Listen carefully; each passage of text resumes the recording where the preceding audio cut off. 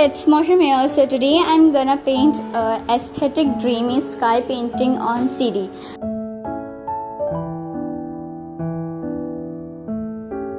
So the first thing I'm gonna do is take the white acrylic paint and paint it all over the CD so it can form a layer. Like I'm gonna paint it multiple times so it can form a thick layer, and then it's suitable to paint on it.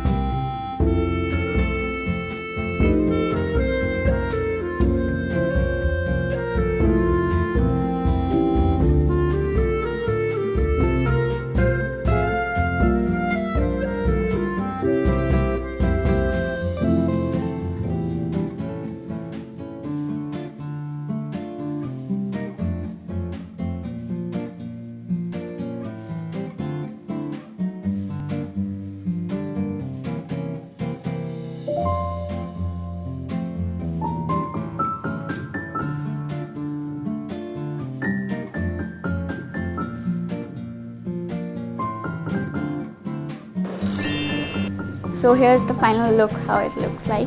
So I'm quite happy the way it turned out, because it was my first time painting something on CD, and in future also I'm gonna come up with some more experiments and some things that I haven't done yet.